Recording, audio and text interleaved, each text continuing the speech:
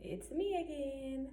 Okay, so today I'm going to talk about the different types of threads that you can use, or threads that I have used, would use again, always use, would never use again when making waist beads. There's a couple different types of threads out there. I'll start with the thread that I used when I first started making waist beads. And for all my pros out there, you're probably gonna laugh.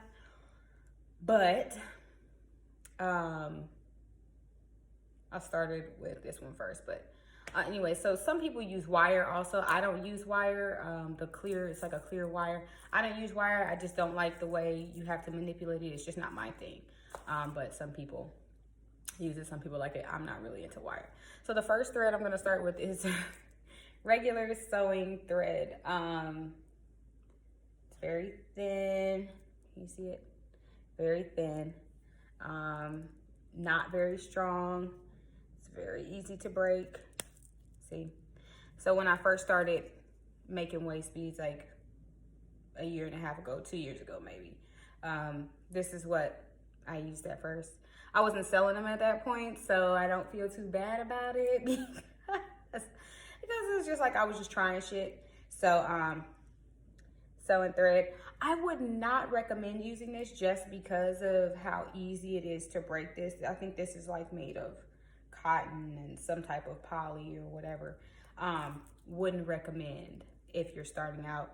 I've never used this again to make waist beads. It's great for sewing, not great for waist beads just because of like the weight of the beads and where they are located on your body and how much you're going to be doing and moving and all of that good stuff. So I would not recommend regular sewing thread for your waist beads.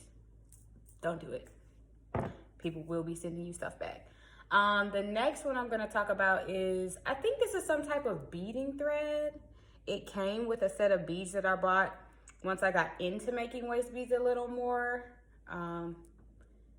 It's a little thicker. Like if you compare it to the sewing thread, you see, it's a little thicker. It's definitely not as like wavy and weak. It's a little more strong. Still, you can break it and then it breaks and it frays a lot. So I've used this before. I've had a couple of people break these and send them back and I fixed them. I don't really like this one. I wouldn't recommend it again. I mean, I wouldn't recommend it, period. I wouldn't use it again. Just me in general. You might like it. You might like also repairing waist beads. I don't. So I wouldn't use this one. It comes with some beading kits if you like get kits that are color coordinated. That's the other one. Another one that I've seen somebody use that I have never used is embroidery thread. It usually comes like this. For me, it's a little thick. Like you can see how thick this one is. To go through a needle, I mean, obviously it's really strong because it is so thick, but after a couple threads, I don't think it would thread very well. And just me in general, like you can pull embroidery thread apart really easily. I wouldn't want to use embroidery thread. I burn my waist beads that are tied on. So I burn them at the tip. I'm not really sure how this would burn. I don't think it would burn. It is 100% cotton. So if you want it to be 100% cotton, sure, go for it. I can't see this fitting size 8 beads or size 10 beads, which are the smaller ones. Definitely probably could fit size 6 beads and up, but I would not, just me personally, it's not something I would be trying to use for my waist beads. Another thing that I have used is embroidery thread. I mean, upholstery thread. The last one was embroidery thread. This is upholstery thread. So upholstery thread, it is thin, but don't let this fool you. This is very, very, see, it's taking a lot. It's cutting off my circulation. It's very, very strong and it is very thin.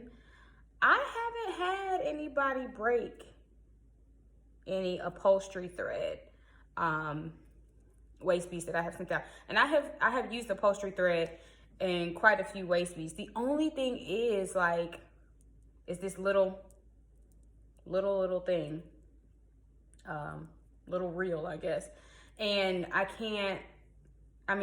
feel like I would be spending more money buying the thread than I have to, instead of using the thread that I use that I'm about to show you.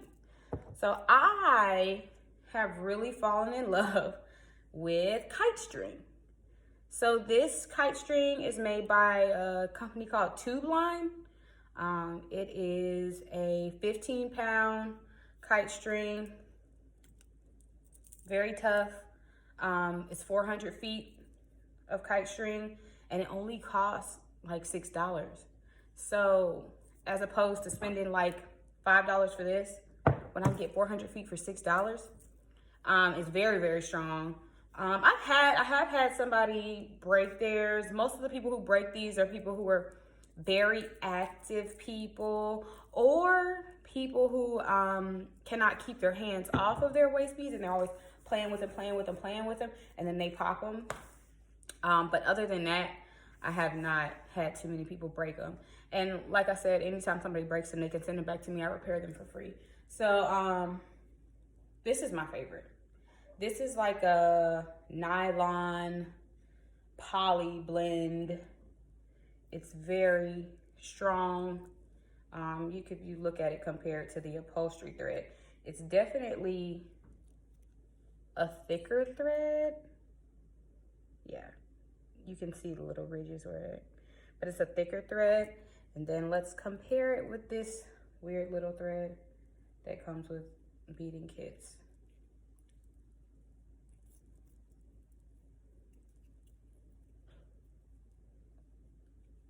So this is the beading kit thread, upholstery thread in the middle, nylon over here on the left, and then of course the embroidery thread. No. So these are the threads. But as far as threads that I would recommend for anybody starting out or making waist beads, definitely, if you're not going to use that wire, I don't like the wire because you pop the wires, it's over with. And I just have like this weird phobia. It's probably going to hurt. Tube line, kite string. It can hold up to 15 pounds. It's 400 feet long. It only costs $5.99 on Amazon.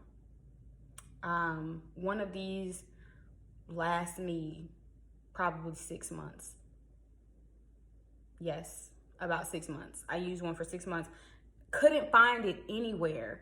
Had to like search and search and search. That's why I ended up getting this upholstery thread, because another friend of mine who makes waist beads, her name is Regina, hey girl, in Seattle, she told me she uses upholstery thread, and I was like, well shit, I can't find this anywhere, so let me try this. And this worked out really well for me. But my coworker found this for me and I've been using it ever since. She got me like 2 more rolls of it. So I gave one to my mom because my mom helps me make waist beads. Shout out to mom. And then I kept one. So I definitely recommend this over all of them. If you have any questions or comments about the threads, let me know. If there is anybody out there who does use wire and could tell me why they prefer wire over the thread, please let me know, because I really would like to know why. Just trade secrets, industry secrets, whatever. Because I'm interested in it. But I don't think I get into it. I really like that thread. Like I said, I've fallen in love with it, so I can't really let it go. But that's what I have today, since somebody asked me that last week in my other video. So I'm going to try and put out 1 video a week. Next week, I'm not going to make any guarantees because I am going to Arizona to hang out with my college friends and go to the Grand Canyon for my 30th birthday, which is coming up. Maybe I'll record a little out there because I'm going to this really cool shop called the Henna Shop, where they sell all kinds of crystals. Speaking of crystals, This is a crystal necklace that I made. It's interchangeable, so I can take this off and put on different crystals for different types of energies that I'm trying to embody. Right now I have on clear quartz. I've been wearing it for a while. I love clear quartz. Can't go wrong with it. But yeah, that's pretty much all I have on the thread. So if you have any other questions about waist beads or about any jewelry making, I won't say anything. I'm not going to open it up to that.